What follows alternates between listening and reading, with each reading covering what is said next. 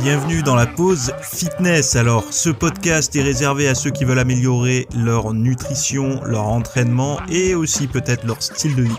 Donc, pour tous ceux qui me suivent depuis quelques temps déjà, vous pouvez me laisser une petite évaluation sur la plateforme de podcast de votre choix. C'est ce qui m'aide le plus. Allez, on démarre l'épisode.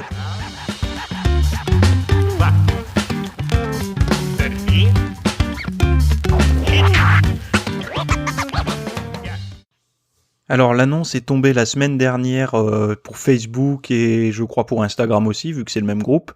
Tous les produits plus ou moins liés aux produits miracles, fitness, minceur, etc. vont être drastiquement freinés et même supprimés sur les plateformes. J'ai envie de dire c'est pas trop tôt, parce que il y avait beaucoup d'abus par rapport à ça. Et en fait, le podcast du jour va répondre à une certaine communauté qui m'envoie beaucoup de messages en privé, et assez peu d'ailleurs en commentaires publics sous mes podcasts, etc. J'ai pris quelques notes là. C'est la communauté, la jeune communauté du Fit Game, donc les nouvelles chaînes YouTube, les nouveaux créateurs de contenu, enfin si on peut dire ça comme ça. Et j'ai envie de répertorier là alors 3 conseils que je leur donnerai. Parce qu'en fait, c'est les trois erreurs du Fit Game actuel que je reproche un petit peu à ce monde-là, et ce qui m'a incité à me désabonner d'un tas de chaînes YouTube et de comptes Instagram, notamment en France, parce que il n'y avait plus aucun intérêt pour moi de suivre ce genre de compte, parce qu'il n'y avait plus de valeur ajoutée finalement. Ça m'apportait beaucoup de codes promo, de trucs comme ça, mais plus du tout de valeur ajoutée en fait pour le passionné de sport que je suis. Et donc du coup, j'avais envie d'aider en fait la nouvelle vague fitness qui arrive et qui me pose des questions, et d'ailleurs qui me pose un peu trop de questions par rapport à la sphère business et très peu sur la sphère finalement de la création de contenu, et alors que je pense que c'est quand même la clé. Parce qu'il faut pas oublier une chose, c'est que Facebook aujourd'hui, le groupe Facebook est en train de pénaliser sévèrement tous ces comptes qui font trop de promotion de produits miracles, enfin supposés miracles, abdos, machin, tout ça.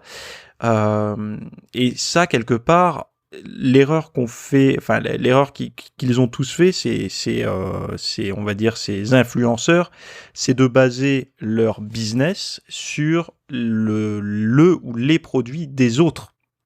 Et donc du coup aujourd'hui, vu que Facebook restreint la visibilité de ce genre de choses, eh ben ils se retrouvent tout simplement sans travail, enfin en tout cas sans revenus ou avec beaucoup moins de revenus. Chose qui ne serait pas arrivée s'ils avaient créé de la valeur. Parce qu'à partir du moment où on crée sa propre valeur, il y a plus d'escroquerie entre guillemets possible. Enfin même si on peut toujours escroquer les gens, hein, y en a qui y arrivent très bien, mais je veux dire c'est différent. C'est différent parce que le produit nous appartient, et donc on est responsable, et on maîtrise finalement les arguments qu'on peut mettre en avant, etc. Et on ne subit pas le marketing d'un autre. Et ça, je trouve que c'est très important pour l'image que l'on a envie de donner sur les réseaux sociaux.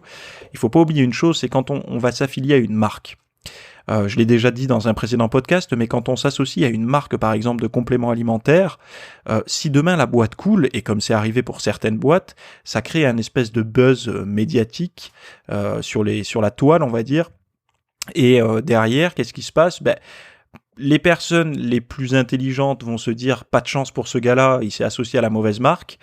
Et pour ceux qui réfléchissent pas longuement, ils vont se dire c'est à cause de lui que j'ai commandé ça, que je me suis empoisonné et tout. Quelque part, ils ont pas tort, mais c'est pas l'influenceur qui vous a empoisonné, c'est l'influenceur malheureusement qui a mis en avant quelque chose qui était pas de bonne qualité, ou alors que la marque finalement derrière n'était pas du tout sérieuse. Donc c'est pour ça que vous me voyez pas vous balancer du code pour me rémunérer en affiliation. La seule chose que j'ai fait jusqu'à aujourd'hui, c'est de vous offrir un avantage sur un site, et de ne jamais en parler. D'ailleurs, je ne donne même pas le nom du site dans le podcast, parce que d'une, je touche pas du tout d'argent, et de deux, j'ai pas du tout envie d'être responsable si jamais il vous arrive quelque chose avec cette marque-là, parce que ça n'engage que vous. C'est vraiment un choix en toute indépendance de votre part. Et donc, voilà, donc les 3 grosses erreurs que j'ai remarquées, et les 3 conseils du coup pour corriger ça que je vais donner à la nouvelle vague, comme ça au moins ça me permettra de répondre à tout ce flot d'emails directement dans cet épisode. Voilà à quoi ça va ressembler. Donc première partie, moi je vois beaucoup qu'il y en a qui vont confondre performance et apparence. Qu'est-ce que ça veut dire confondre performance et apparence? Tout simplement, euh, quand on parle de performance, on va parler peut-être de compétition, on va parler d'une capacité développée, etc. On va parler de quelque chose qui va être de l'ordre, dans le monde de la muscu, d'une barre plus lourde, de plus de répétitions, de courir plus de kilomètres, de faire un meilleur temps sur un certain nombre de kilomètres, etc. Donc on va être vraiment dans le côté performance sportive. Et après, on a l'apparence.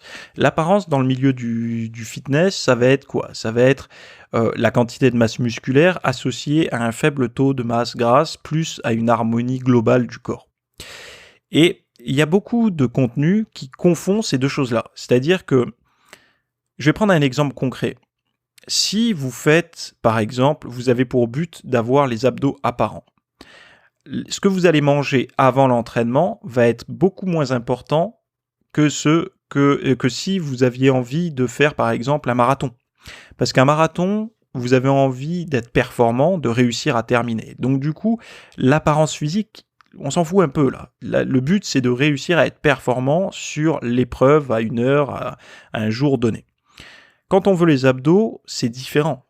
En fait, on n'a pas du tout le côté performance qui passe en priorité. On a le côté apparence. Et on se rend compte rapidement, après quelques années de pratique, que performance sportive et apparence physique ne vont pas ensemble si on veut être au top dans l'une ou l'autre catégorie. Je ne dis pas qu'on ne peut pas être performant et avoir une belle apparence. Ça se vérifie dans plein de sports.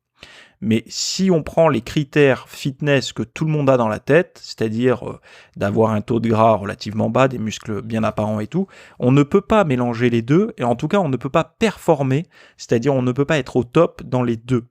Et je pense qu'il y a vraiment, pour moi la première erreur que je rencontre souvent, des conseils qu'on appliquerait à la performance, qu'on essaye d'appliquer par calque à l'apparence. Et ça ne peut pas fonctionner, parce que avoir une belle apparence, en tout cas avoir une apparence qui se rapproche au maximum de nos capacités, on va devoir grignoter dans la part de performance. Pourquoi? Parce que tout simplement, l'apparence physique, surtout quand on n'est pas fait pour avoir par exemple un taux de gras bas, on va drastiquement réduire ses performances. C'est comme ça, c'est pas autrement. En tant que pratiquant naturel, tous ceux qui ont tenté de faire un régime de perte de graisse vous confirmeront que ça n'est pas la période de l'année où ils sont le plus performants mentalement et physiquement. Donc déjà, ça c'est la première erreur et je pense que ça peut aider toutes les nouvelles personnes qui se lancent dans la création de contenu à focaliser sur le domaine qu'ils ont envie d'approfondir.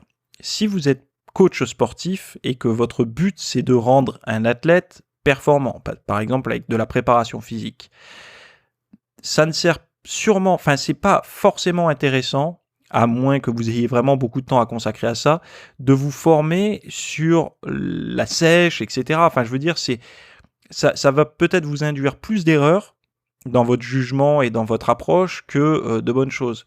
Mieux vaut se concentrer sur la performance pure, comment développer la performance déjà, et ça aussi ça limite le brouhaha d'informations qu'on peut recevoir, parce qu'il y a tellement d'informations aujourd'hui que si déjà on a deux domaines, deux axes différents, c'est quasiment impossible de rester à la page. Déjà, quand on a un seul domaine, c'est extrêmement compliqué, surtout quand on a envie vraiment d'aller au cœur, au fond des choses, des dernières actualités scientifiques, etc. C'est très compliqué. Donc, personnellement, c'est de toute façon, tout ce que je vais donner là, ça n'est qu'un avis personnel qui peut être attaqué, de toute façon, c'est le but aussi, que, en tout cas, apparence et performance ne vont pas ensemble, du moins quand on veut être au top dans l'un ou l'autre. Deuxième point que je juge être une erreur et qu'il faudrait peut-être corriger si vous vous lancez aujourd'hui, ne pas avoir une vue élargie. Que veut dire une vue élargie ? Eh bien en fait, une vue élargie, c'est de prendre en compte beaucoup plus que simplement ce qu'on recommande de prendre en compte. Admettons, je vais prendre un exemple concret. Demain, vous devez changer de machine à laver. La vôtre vous a lâché, ok. Vous allez sur le site, je sais pas, vous prenez un site au hasard d'électroménager et vous allez vous baser uniquement sur le kilo de la quantité de kilos de linge qui peut être lavé et le temps que ça met à laver. Vous prenez que ces deux paramètres-là et vous cliquez sur valider, commander, livraison. Ça arrive chez vous et malheureusement, ça ne rentre pas dans votre espace pour encastrer votre machine à laver. Et en plus de ça, vous n'avez pas pris en compte une chose, c'est que la prise électrique est trop courte, ou alors c'est une prise américaine alors que vous, c'est une prise française. Pourquoi ? Tout simplement parce que vous n'avez pas pris une vue élargie, donc vous n'avez pas pris tous les facteurs, tous les paramètres qui vont faire que ça va bien s'emboîter dans le logement, que ça va bien se fondre dans votre logement. C'est pareil avec quand on aide une personne ou alors quand on souhaite se développer physiquement, il y a une vue élargie à avoir parce que si on se concentre uniquement sur, par exemple, ok, tu es en surpoids, donc tu dois faire un régime, ou alors ok, tu es en sous-poids, donc tu dois faire une prise de masse, et qu'on ne prend pas en compte, avec une vue élargie par exemple, le rythme de vie de la personne. Est-ce qu'elle est sédentaire ? Est-ce qu'elle est active ? Est-ce que par exemple des personnes, ça m'arrive très fréquemment, des personnes qui se pensent actives, quand je leur dis mais qu'est-ce que tu fais dans la vie ?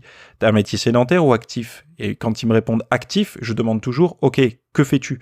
Je suis commercial, etc. Je lui dis ok, t'es commercial, mais est-ce que tu navigues entre tes clients en voiture ? Oui, ok, donc t'es sédentaire.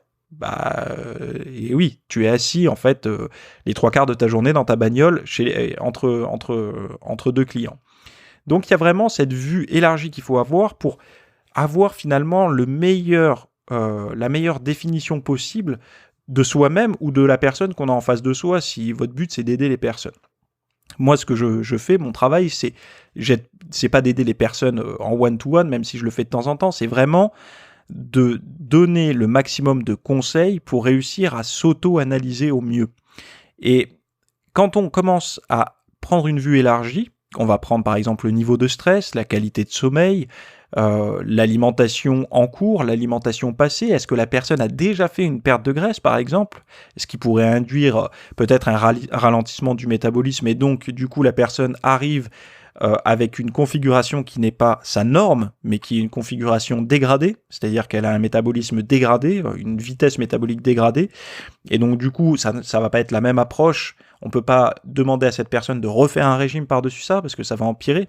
Donc il y a vraiment cette vue élargie à avoir, et on peut pas donner du binaire comme ça en termes de réponse à des personnes, c'est-à-dire ok, tu es trop gras, tu fais une sèche, tu es trop mince, tu fais une prise de masse. Faut toujours prendre en compte la vue la plus élargie possible, parce que la personne qui arrive devant vous, que vous jugez vous en surpoids, ou peut-être vous jugez peut-être encore en surpoids, mais vous avez déjà fait une perte de graisse, donc vous avez peut-être déjà perdu 15 kilos.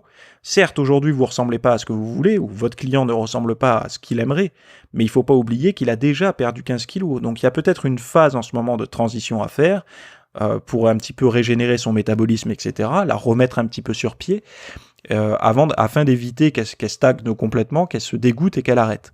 Donc, plus on a une vue globale, mieux on va pouvoir gérer le problème, parce qu'en fait, on va multiplier les sources d'informations, on va multiplier également les points d'attaque, parce qu'une personne qui fait tout bien, et on planche un petit peu, on comprend pas, elle s'entraîne super bien, elle mange super bien, et on comprend pas pourquoi ça se passe pas bien pour elle, et bien quand on élargit un petit peu, on se rend compte que dans sa vie professionnelle ou personnelle, il y a une très forte source de stress qui l'épuise complètement, ou alors tout simplement que cette personne est accro peut-être à des jeux ou à du divertissement le soir jusqu'à pas d'heure, et elle n'a que 4 heures de sommeil par nuit, et encore ces 4 heures de sommeil sont perturbées. Donc c'est vraiment quelque chose, plus on a une vue globale, mieux on va pouvoir interpréter les choses, et surtout, on peut éliminer beaucoup de sources, parce que quand une personne arrive en face de vous, ou même vous arrivez à vous analyser correctement, vous arrivez à prendre tous les facteurs, ok, je dors correctement, ok, je n'ai pas trop de stress en ce moment, je m'entraîne très intense, et j'ai un petit peu de mal à maigrir alors que je sors pas de sèche, etc. Et bien là, oui, on peut déjà commencer à se dire, est-ce que ce serait pas la partie nutritionnelle à vraiment focaliser dessus ? Il faut aller regarder, qu'est-ce qui se passe ? Parce que finalement, on peut mettre, c'est comme une liste avec des checks. Ok, sommeil de qualité, check. Niveau de stress, check. Et du coup, c'est vraiment une approche je pense, qui est la plus honnête possible pour aider une personne ou pour s'aider soi-même. Et le troisième point que je reproche un petit peu au feed game d'aujourd'hui et que j'aimerais voir disparaître pour les futures chaînes, enfin disparaître non, parce qu'il en faut, tout le monde a besoin de parler, mais c'est juste moi en fait, mon avis personnel, ce que j'aimerais voir le plus. Quand je dis les erreurs du feed game, je critique pas ce qui se fait aujourd'hui, c'est juste que j'aimerais voir plus de ce que moi je suis en train de parler actuellement. Donc moi ce que je reproche aujourd'hui à l'axe qu'aimeraient prendre certaines nouvelles chaînes qui se lancent ou qui vont se lancer, c'est le fait de surfer sur l'actualité. Alors l'actualité, c'est très bien, d'avoir de l'actualité sur le fitness, etc., c'est très bien. D'ailleurs, quand il y a quelque chose de très bien fait sur de l'actualité fitness, musculation et tout, je trouve que c'est important pour que tout le monde ait accès, par exemple, à tout ce qui se dit, tout ce qui se fait dans le monde du fitness, à travers le monde. Mais après, quand c'est de l'actualité entre chaînes, c'est-à-dire que, par exemple, vous sortez une vidéo demain en parlant de la vidéo d'un tel où vous n'êtes pas d'accord. Là, on tombe en fait dans une dynamique qui est de stagnation, en fait. Pourquoi ? Parce que la personne qui a fait la première vidéo a ses propres valeurs. C'est-à-dire qu'elle est convaincue de ce qu'elle dit, de ce qu'elle avance. Elle va séduire un certain public avec ça, parce que c'est les personnes qui vont se reconnaître, et forcément... Moi, je pars toujours du principe que voilà, les gens sont bienveillants, donc le contexte va être mis autour de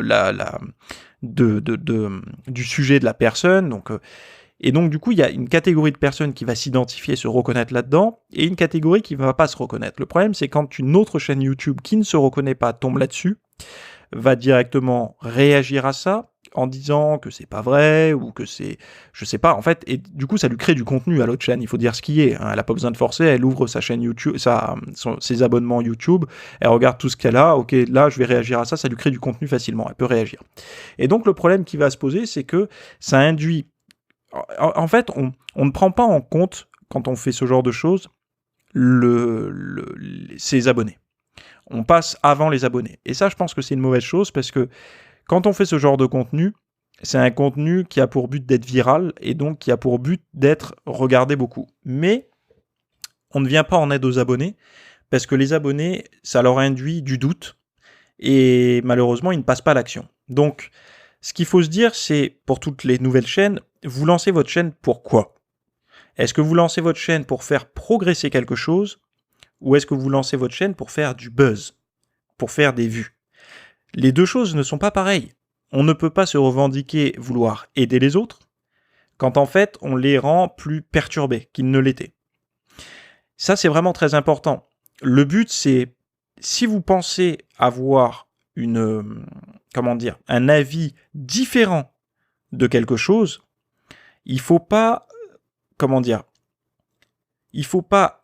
démonter le sujet de la vidéo de votre homologue sur YouTube, mais par contre, donner votre version à vous, qui ne contredit pas la sienne, simplement que la vidéo de la personne concerne une catégorie de personnes, et la vôtre, une autre catégorie, parce que quand vous l'avez regardé vous ne vous êtes pas reconnu, et voici pourquoi, blablabla, vous pouvez argumenter, mais le but n'est pas de démonter ce qui a été fait, parce que là, sinon, il n'y a pas de progression. Le but, c'est d'avancer. Par exemple, je donne un exemple concret. Moi, quand j'ai commencé à faire des vidéos sur YouTube, aujourd'hui j'en fais beaucoup moins parce que je fais les podcasts, et puis j'ai mes vidéos formations sur mon site qui me prennent trop de temps, et puis sur YouTube, il y a tellement de contenu que moi, ça m'intéresse plus forcément de faire beaucoup de vidéos, j'en sors, mais des courtes, et pas forcément trop mises en avant. Ce que j'ai vu au tout début, c'est que moi, j'apportais mon expérience par rapport au régime que j'ai fait pour perdre du gras. Évidemment, je n'ai pas intéressé les personnes qui sont toutes maigres et qui n'arrivent pas à prendre un pet de muscle. J'ai intéressé des personnes qui se sont identifiées à ce que j'ai traversé. Et donc, je n'ai jamais démonté des méthodes autres. Je disais simplement que pour moi, j'ai essayé certaines méthodes qui n'ont pas fonctionné pour moi, ce qui ne veut pas dire que ça n'a pas fonctionné pour d'autres. Voici celle que moi je fais qui ne fonctionnera pas pour tout le monde. Et ça, c'est important de le préciser aussi. Donc je pense que, voilà, je résume rapidement les 3 points que je reproche aujourd'hui en fait, au fait que je me sois trop désabonné de plein de chaînes YouTube, malheureusement à cause de ça. Le premier point, c'est confondre la performance et l'apparence. Quand on est dans la niche du fit game, qu'on est pro fitness, bodybuilding et tout ça, eh ben on est quand même plus axé sur l'apparence que sur la performance. Donc faut pas oublier, faut pas être trop se dispatcher parce que les gens sont pas fous. Pour aller voir des choses sur la performance, ils iront pas voir un bodybuilder. Ils sont pas bêtes.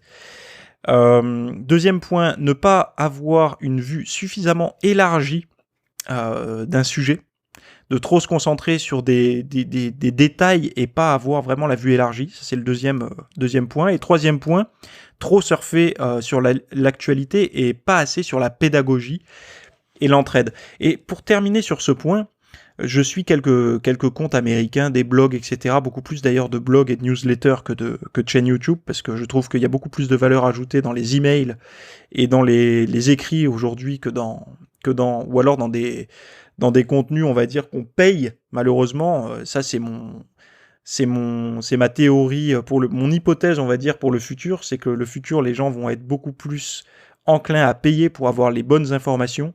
Parce que aujourd'hui, on est trop inondé par le gratuit. Et en fait, le gratuit n'est jamais gratuit. Il faut vous dire une chose. C'est quand vous voyez quelque chose, ah ben lui, il fait tout gratuitement, il a énormément de vues, il donne tout. Non, il donne pas tout. En fait, gratuitement, il vous montre quelque chose, mais il y a toujours une influence derrière, et c'est pour ça qu'on appelle ça des influenceurs, c'est que derrière, il y a de la proposition, de la mise en avant de produits, de vêtements, de compléments alimentaires, etc. Il y a toujours des partenariats, rien n'est jamais gratuit.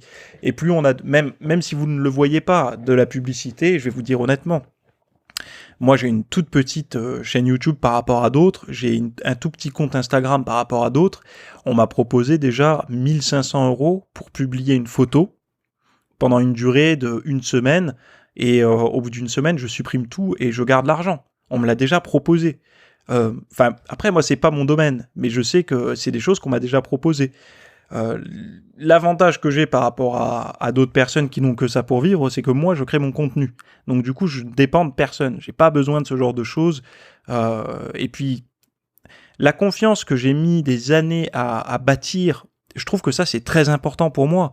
Si je perds la confiance que les personnes ils m'ont offert cette confiance quelque part, parce que ça fait des années et des années que je travaille pour obtenir cette confiance, parce que justement, je les ai jamais envoyés au casse-pipe vers des conneries, je la préserve. Et ça, cette confiance-là, elle coûte pas 1500 €, elle coûte beaucoup plus.